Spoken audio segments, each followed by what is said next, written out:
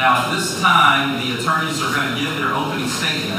Let me advise you, opening statement is not evidence. It's what the attorneys feel the evidence will show in the case. And we'll start with the plaintiff. Thank you, Your Honor.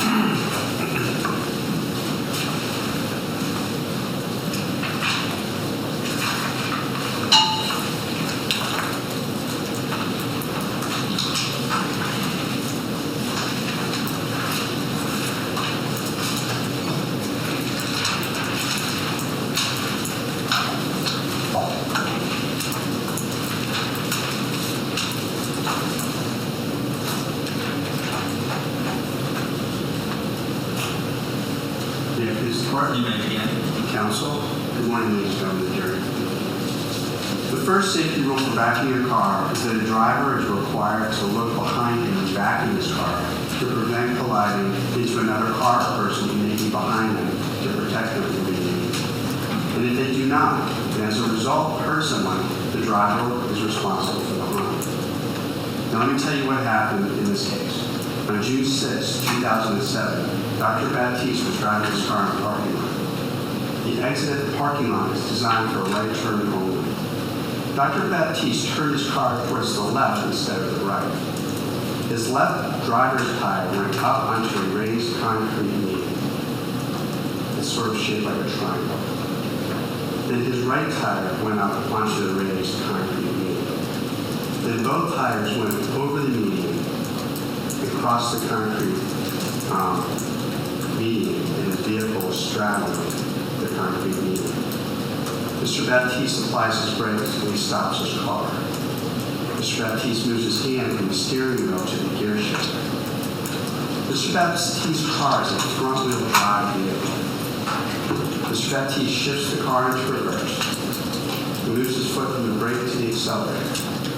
Mr. Baptiste gives his car gas when it rocks backwards. Mr. Baptiste lets off the gas. He gives his car more gas and revs his engine. This time the car does not come off the median. He lets his foot off the gas, and then he puts his foot back in the gas one more time, and he begins to back up. And he accelerates really hard, and the front wheels come off the top of the median, and he begins accelerating backwards. And then Dr. Baptiste's car comes off the median. Dr. Baptiste's car is traveling backwards, and it hits the car that was stopped behind him, trying to make a right turn to exit the parking lot. We're suing Mr. Baptiste for two reasons. The first is he violated the safety rule about backing up his car. And when he backed up his car, he did so fast with enough speed that it caused an aggravation of the surgery and caused new injuries to Danette Griffith, for which the defendant has denied any consequences.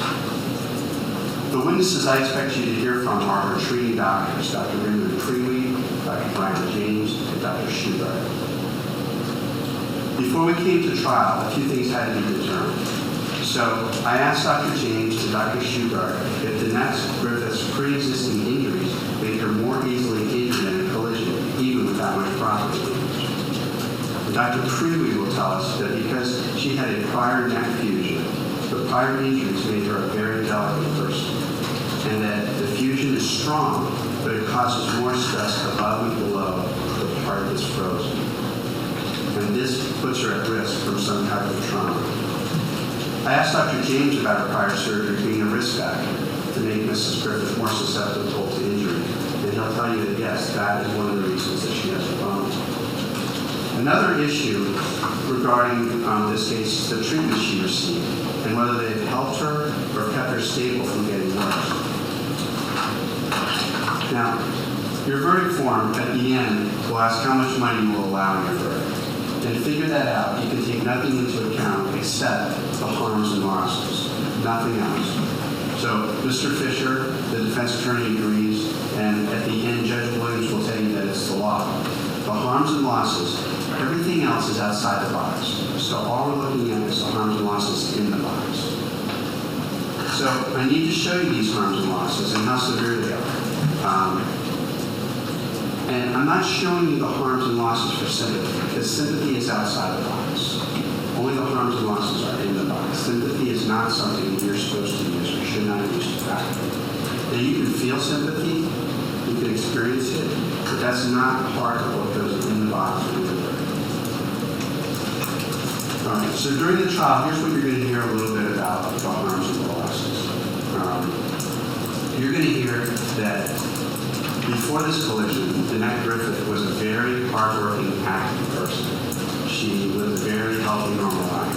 You're going to hear that back in 1990-something, she was involved in a motor vehicle collision where she was a pedestrian at an air show in Fort Wayne, Indiana, and a car hit her.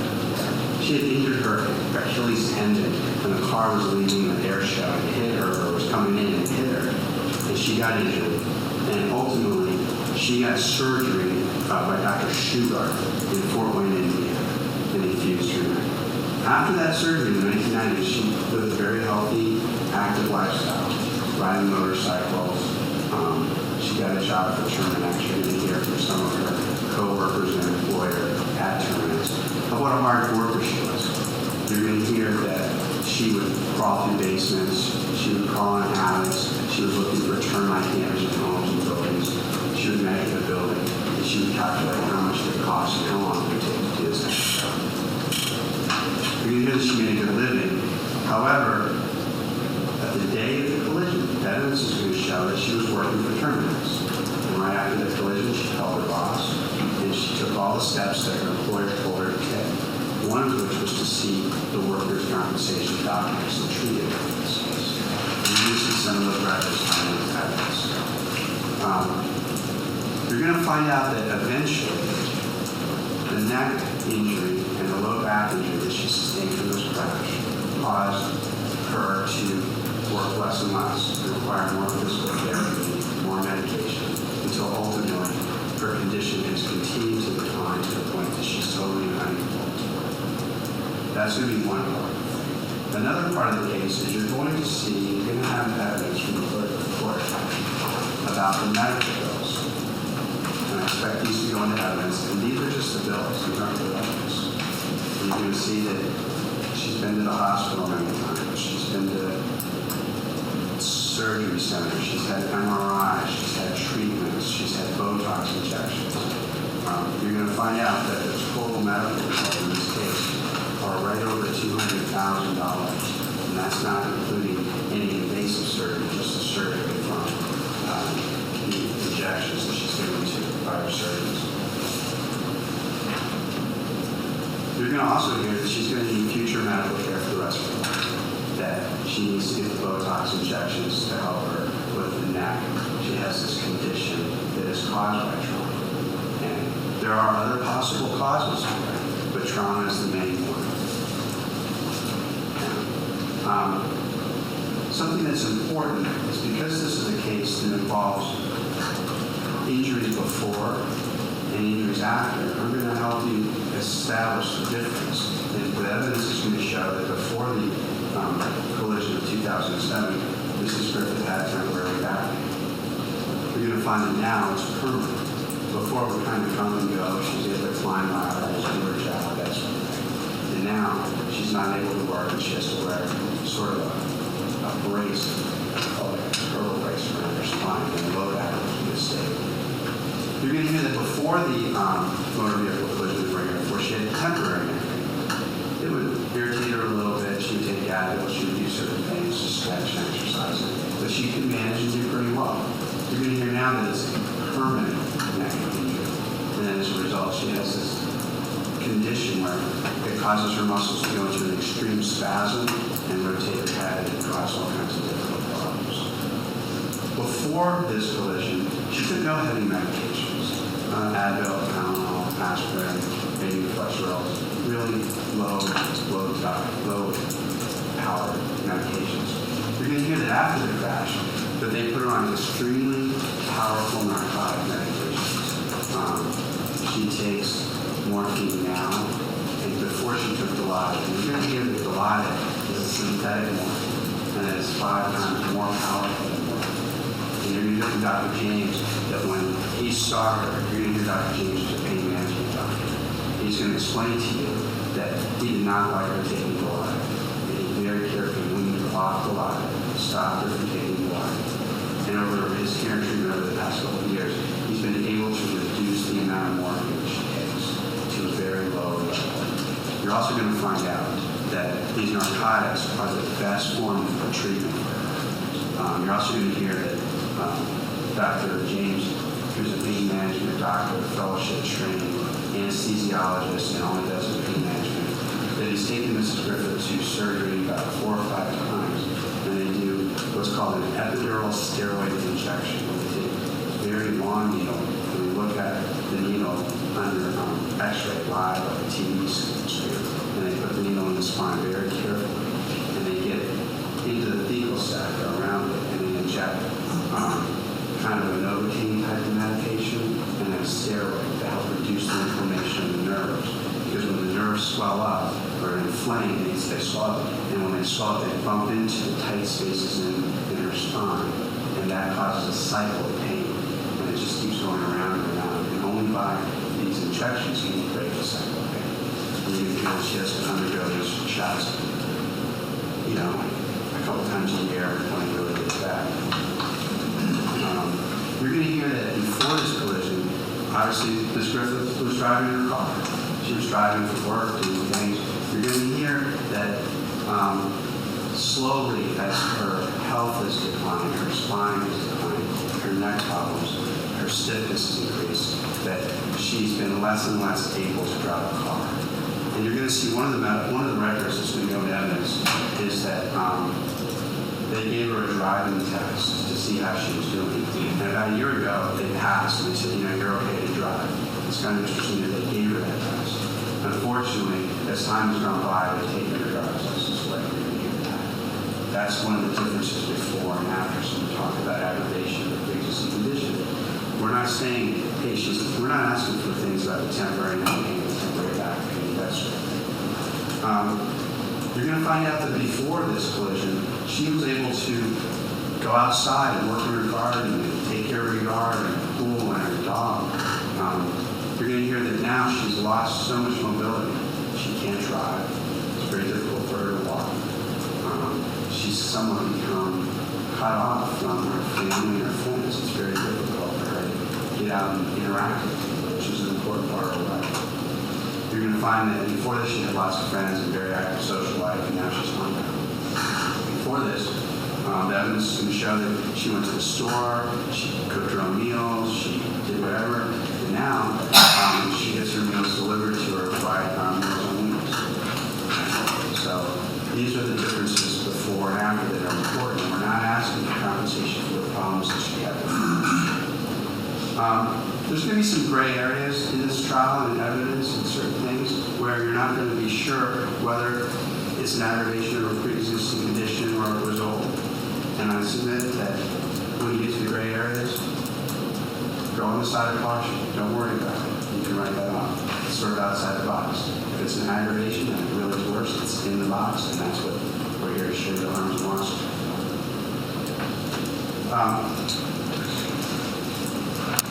Can we turn the projector?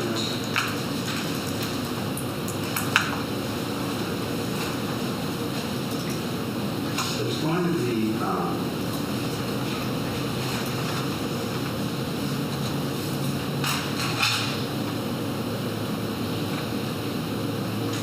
you're going to hear a lot of evidence about physics and cars and how they move. And I'm going to just give you a little diagram to help you understand the evidence that we see. And this is G-forces. Objection, Your Honor. Argument. Well, praise in terms of what you anticipate your witnesses or what you think are going to show. I anticipate that you're going to hear from 2 experts, ours, William Sokol, and from their expert, Dr. Hitcher, that there are G-forces, and that this is time moving this way. And we're going to call that 0. We're going to call this maybe 5 Gs. And we're going to call this 0.025 seconds. Very, very, very short period of time. Okay? This isn't 10 seconds, 5 seconds, 4 seconds. You're going to hear that at the point of impact, when one vehicle hits another vehicle, the target vehicle begins to move. And what happens is over time, it accelerates.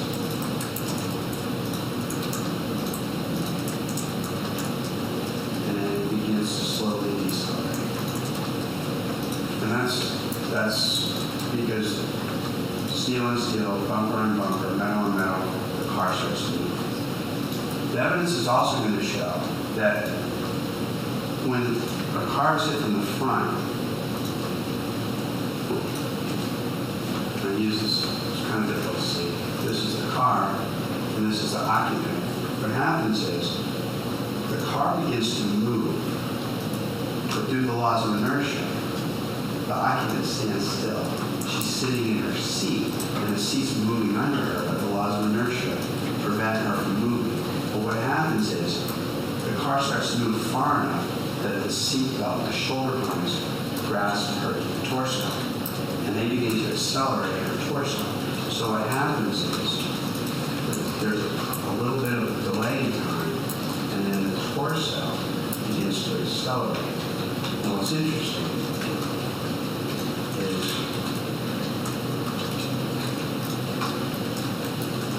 the torso, because it's delayed in the acceleration, it has to catch up to the car, and that's why it accelerates faster. So one car is accelerating over a longer period of time. The torso is accelerating over a shorter period of time, so it has more G-forces. And then what happens is... Objection, Your Honor. The evidence will show. Well, you're gonna have to look. He's not a witness. Right. He's gonna tell you. He's telling you now what he thinks his witnesses or his evidence is going to show. So when you look at that and you listen to him, put it in that context. All right, go ahead. What happens is the seatbelt begins to pull the person back, and the torso is here, and the head, which is connected by the neck, is free floating as well. And the laws of inertia say the torso moves first. The head remains still in space until the neck grabs it and it catches it up. So what happens is there's another slight delay, but then the head has to catch up quickly to the torso. And that's why it accelerates much faster. And the connecting force between the torso and the head is the spine. And the evidence will show that this is the mechanism of injury. The evidence will show that she'll stop, the car moves first, the torso gets jerked, and then the head. And then it goes backwards and forward. So this whole diagram goes the other way just as well. And that's what causes the trauma and injuries. Now, the harms and losses are going to be explained by a couple of people. Mr. James Q. Banks, who's a friend and co-worker of hers. He'll be here to tell you how her life was before and how it changed. You're also going to hear from Mr. Fred Lee, who was her boss at Griffith. And you're also going to hear from a lady, Iris Eastman, who was from the Mrs. Griffith will come in here and she's going to tell you about her prior neck surgery and the other accidents she's had. She's had a couple other accidents. The one obviously caused the surgery. She's had a couple accidents. One was a car accident, it was her fault. One was one where it wasn't her fault. This she's had some treatment. And you're going to hear the evidence will show that after every one of these accidents, she did very well. You're going to hear after this car accident, she declined greatly, and then she was given a lot of medication, including the Dilaudid. And then Dr. James is going to explain that the medication caused her to get dizzy, and she fell out of the chair. And they'll suggest that that's a possible aggravation. And Judge Williams is going to tell you that if there's something else that's added to it that's caused by it, that's fine. You're allowed. That's inside the box. All right, so from the beginning to the end, everything I show you in this trial is to see, well, let me go back a couple of things. It's important to understand, I should put this.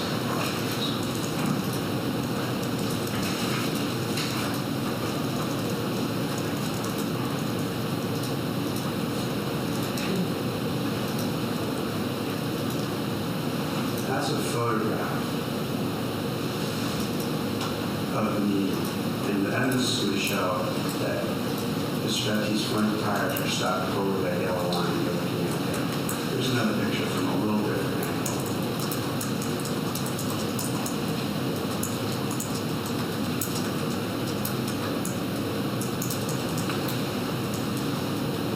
And here's a photograph of the actual zoomed in curve. And you'll have these photographs from the back in evidence.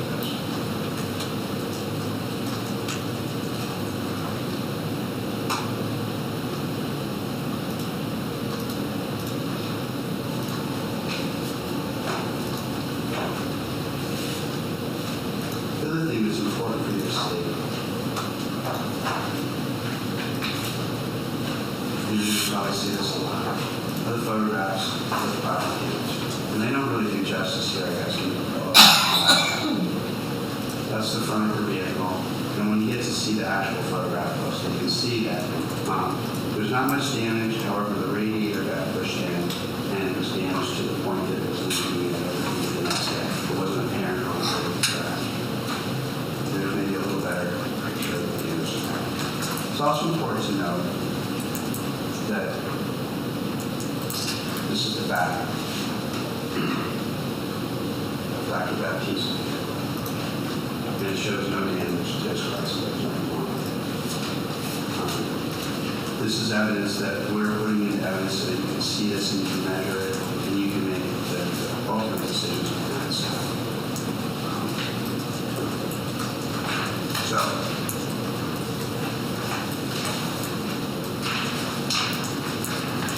you can turn that.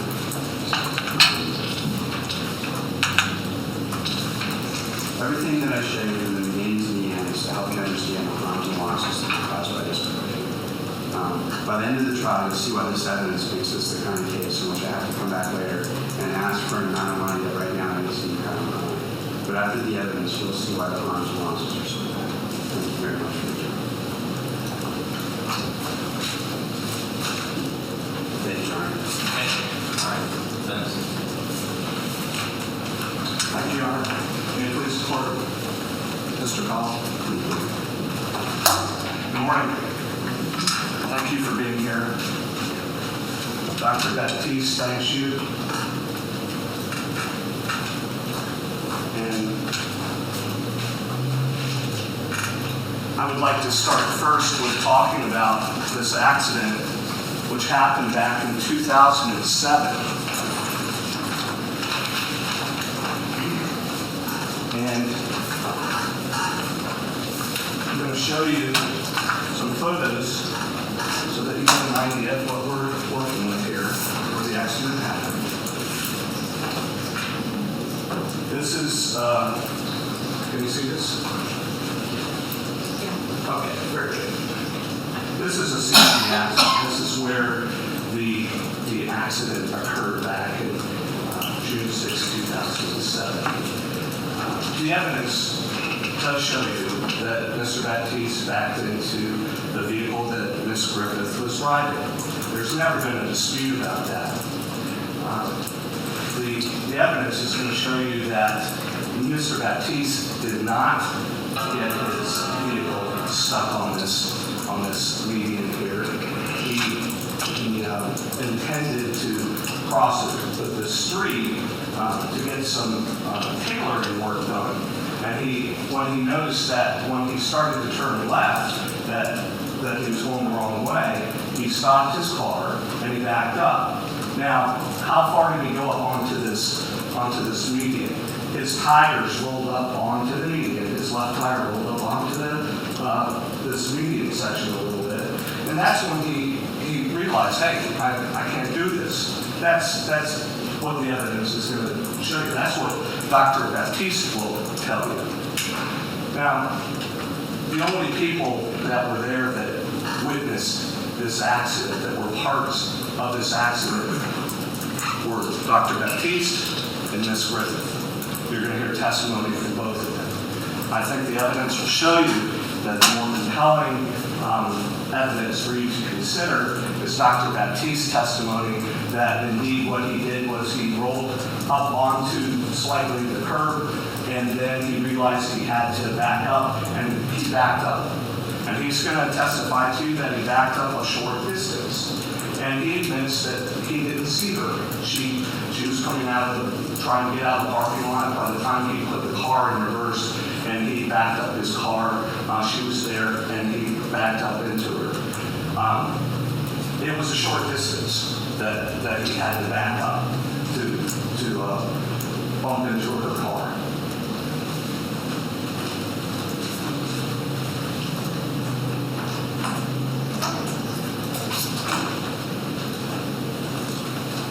This is a photograph of Dr. Baptiste's vehicle that he was driving at the time. It shows absolutely no damage, no property damage. There's some blow-ups that show there might be a scrape on the bumper, but that's it. There's no property damage.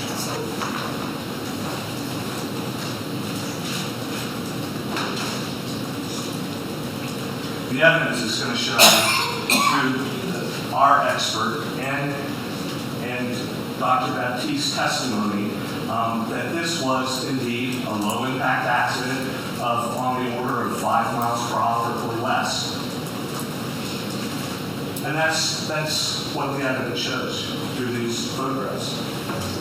Here's a photo of Miss Griffith's Cadillac.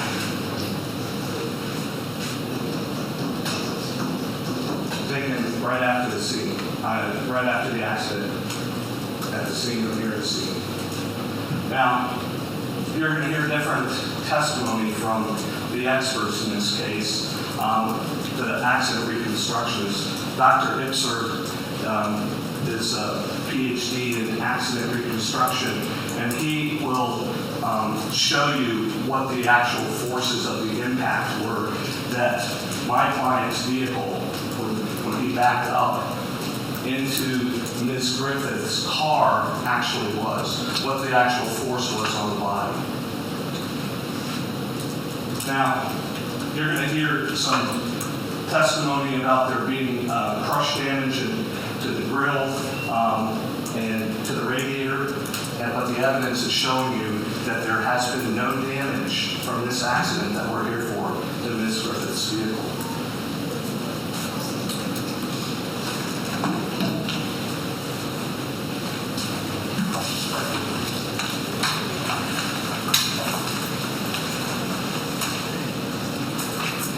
So the defense in this case will center on the low impact nature of this accident, and through our expert testimony of Dr. Ipser will show you that indeed the injuries that would have been sustained from this accident are what the medical evidence is going to show you.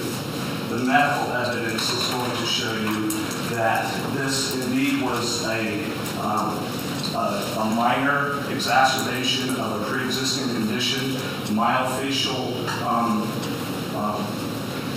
pains to the neck and the low back area, which would have resolved within a certain time frame.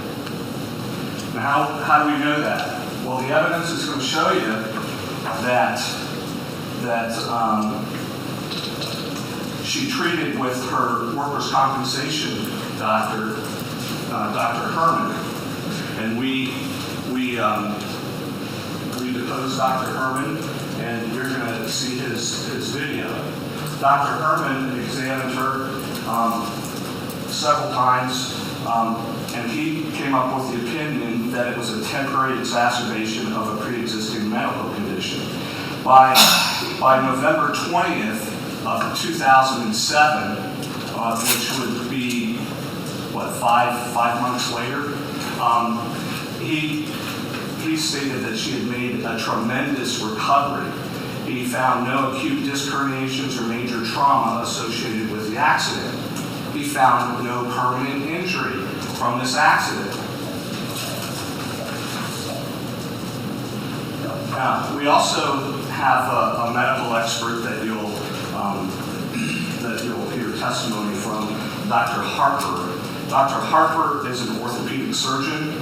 On our request, he did a medical examination of Ms. Griffith. And what's important here is that Dr. Harper looked at her medical records, which include the medical records and the medical history of what was going on with Ms. Griffith before this accident that we're here for. And he comes up with the conclusions and impressions after looking at her. You'll see it. They're going into evidence, the medical records, so you'll have a chance to see this for yourself. What really was an extensive medical treatment history before this accident occurred. And he comes up with his impressions of what did this accident cause in the timeline that he's working with in seeing the life of Danette Griffith and what sort of injuries and accidents that she had before the accident we're here for today.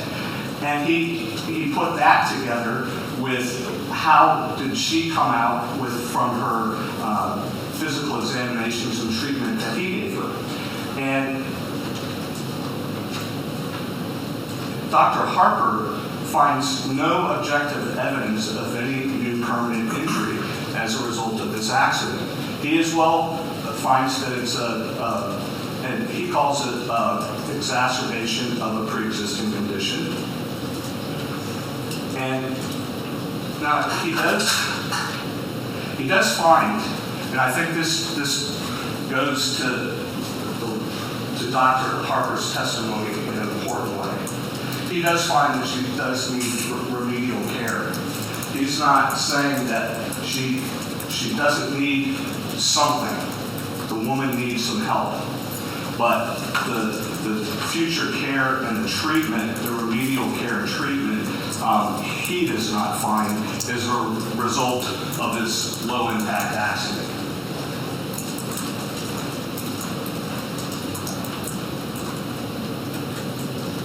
Now, we also retained for this case a neurosurgeon, Dr. James Schumacher, and he's going to also give his testimony to you, and you're going to hear him on the stand.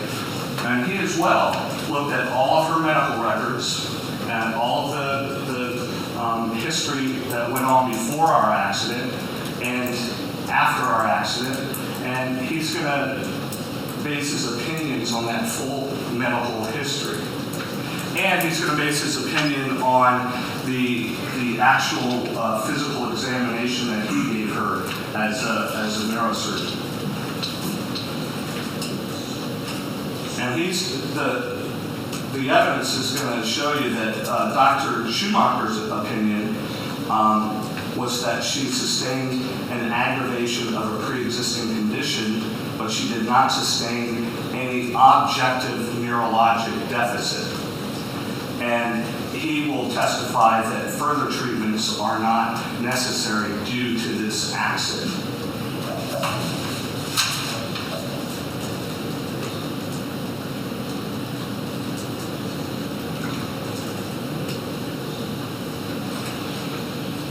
Well, after our accident, Ms. Griffith, the evidence will show, was also involved in other incidents for which she received treatment and medications. She followed up with her pain doctors after our accident, Dr. Crewe, Dr. James, and at one point, Dr. Crewe, the evidence will show, actually dismissed her as a patient because of non-compliance with his treatment as a pain treatment doctor. You'll see in the evidence that Ms. Griffith, when she goes to her doctors after our accident, she doesn't talk about these other accidents she's been involved in. She focuses on this accident as the cause of all her problems, not these other accidents that she's been involved in. So the evidence is going to show she was involved in a significant accident of December 24th, 2002, in which she was involved in a rear end accident. And she received treatment and medications for that accident. She had, before that, she had her cervical fusion.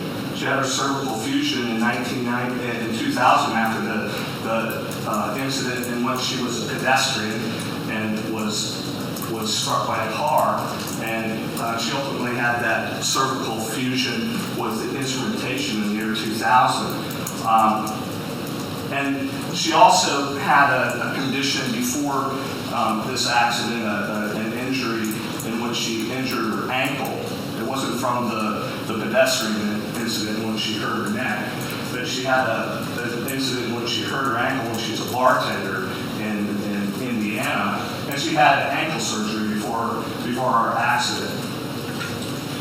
So she's living up in Indiana. She has this accident in 1999 and the ankle injury. She had surgeries for those. Then she moves into Florida and comes into Sarasota, and she's involved in these other accidents. The significant December 24th, 2002 accident when she was hit from behind, injured her neck and back.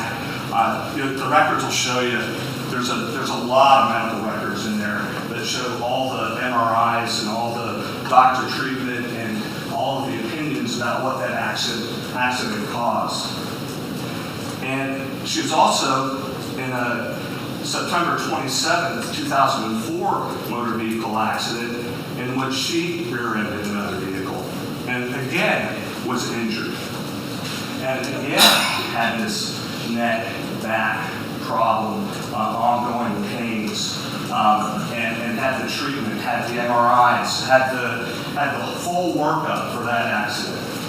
And she's taking some significant medications, the evidence will show, after that accident.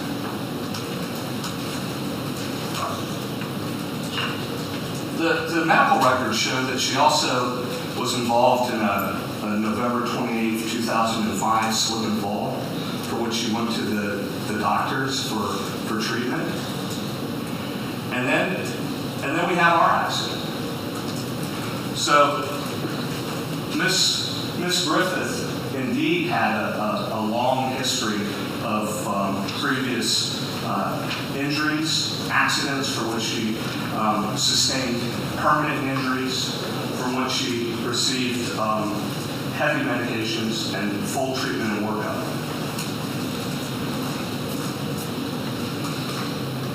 Now, I think it's telling, take that back. The evidence will show that when she goes to her pain management doctors after our accident, she doesn't relate any of these other accidents that I just was telling you about, which were significant accidents.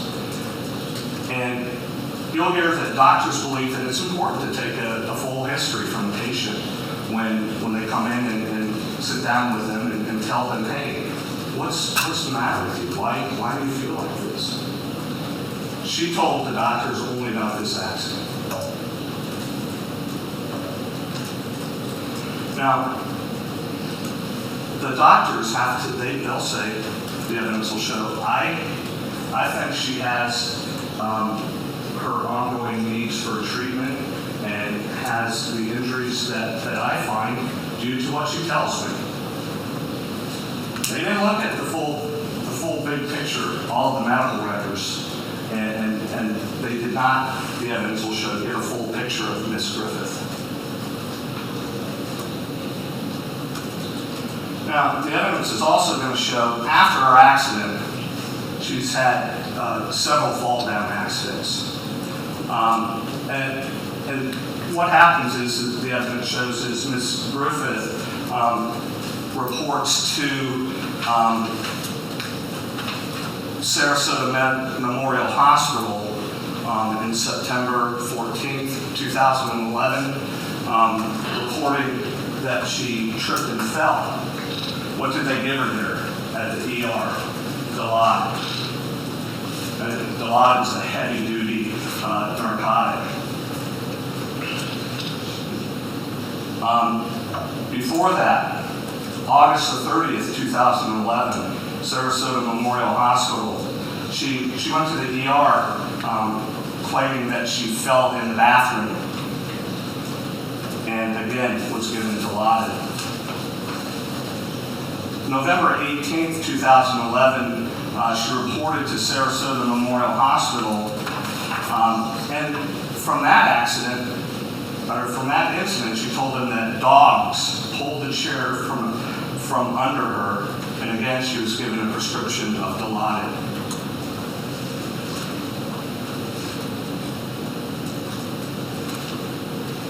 Now, Ms. Griffith, we're not claiming here, Mr. Baptiste doesn't want you to Argumentative, Your Honor. I'll overrule that objection, but note the objection. Just sort of phrase your opening statement with that. Thank you, Your Honor. The evidence is going to show you all that this is a woman that does have some problems. But the problems that she has today are not a result of this minor impact accident that didn't even cause any property damage. And the instructions are to give a fair and just award to Ms. Griffith. Argumentative, Your Honor. I'll overrule that objection. Go ahead. According to the evidence. All of the evidence that is going to be presented to you, which is going to be a lot. There's a lot of evidence that's on the front end and the back end, and then we're put in. That's going to show you Ms. Griffith sustained an aggravation, an exacerbation of her neck and back area, which could be expected from being in a jolting, perhaps kind of incident like this.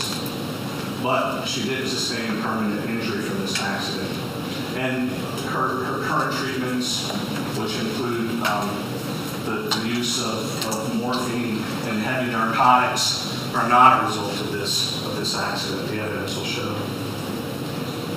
Now, Ms. Griffith is going to claim that this accident caused her from being able to work anymore. The evidence will show you that she was able to go back to work at a point in time, but things kept happening with her in her life that weren't a result of this accident. And her loss of any claimed income going on into the future isn't a result of this accident. The evidence will show you.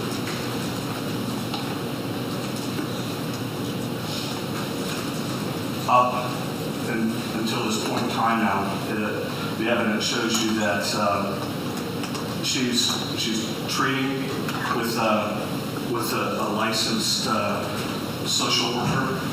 She goes to this social worker, is trying to get her life together, trying to work and better herself. And the evidence is going to show you that while she's going to this licensed social worker, that she again complains of, in May 25th, 2013, she reported that she was involved in another accident and her pain increased again. I think the evidence is going to show you what's going on here as far as Ms. Griffith. Her current need for treatment and medications are not a result of this accident. The evidence will show you that she's had the temporary strained monofacial injuries, as the evidence will show you, she sustained. And at a point in time, the injuries from this accident should reasonably be shown, and the evidence does show that she wouldn't have had any more need for treatment from this accident. And Dr. Herman stated back in November 20th of 2007 that this accident that we're here for didn't cause her to have any more need for future treatment. Okay. So we thank you again for being here, and we trust that